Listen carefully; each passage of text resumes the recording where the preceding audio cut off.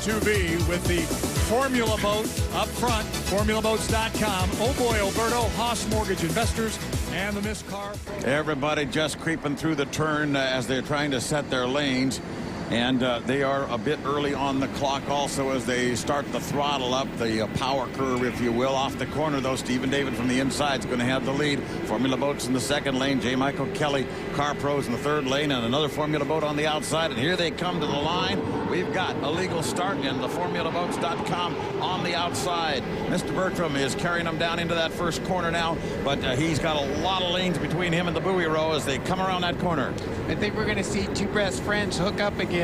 Jeff Bernard and J. Michael Kelly are in second and third, so I think this is going to be a close one all the way to the end. Stephen David up the back chute with a lot of angry boats behind him on the way up, and here comes Mr. Bernard as he starts to pull alongside the Oh Boy Alberto. The Oh Boy Alberto, however, trying to maintain its slim lead in the inside lane. As they come around this corner on the north side, we got a wall of water up there, and there is the Formula Boats coming out of the corner right alongside Stephen David, and just to the outside of that, two more boats, including J. Michael Kelly. Oh, and he gets a little out of attitude as he comes out of that corner, but he settles down. Stephen David across the line first. The Elam boat certainly might have everybody covered for first place, but after that, these boats are all very evenly matched, and I think this heat demonstrates that. Whipping through the lower corner now, Stephen David starting to pull away just a little bit. There's a lot of racing to come, and at some point, Chip, as you well know, the drivers behind the leader have got to decide, do I push or do I settle?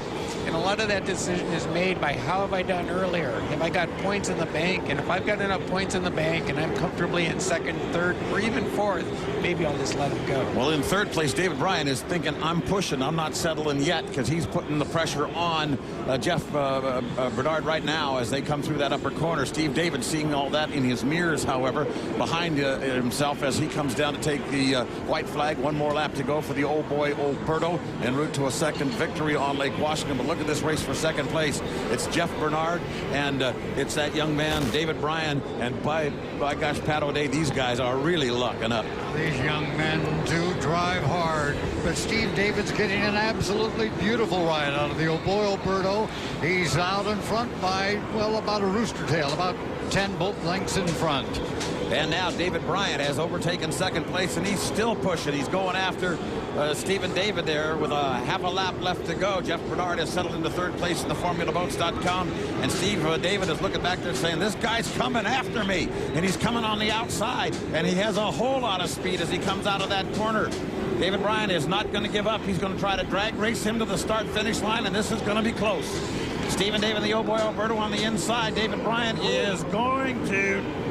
Boy, Bryan wins it! That is a photo finish, but it looks like that yellow boat may possibly have had the lead. It's very difficult to tell because they were just paint on paint across that line. Wasn't that beautiful? I think the replay will show he got him by about a foot. Look at this. This is about as close as it is possible. This is just horse race close.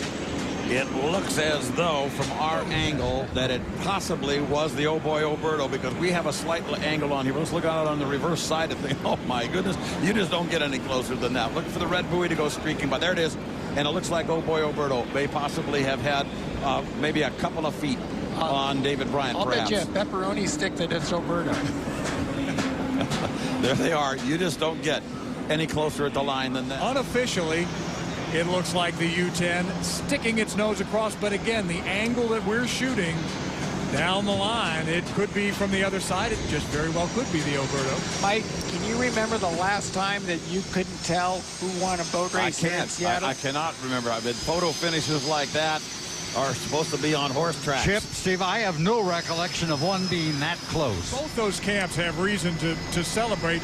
And you're so looking from fans, inside the course here now. Look for the red and white stripe buoy. It'll go by very rapidly from left to right as you see it. Oh Boy Alberto seems to have the lead across. There goes. It's gone by. But you know what? You just don't know what the line angle was with respect to the camera shot to be absolutely certain. But I mean, we're talking about thousandths of a second here on the finish in any event.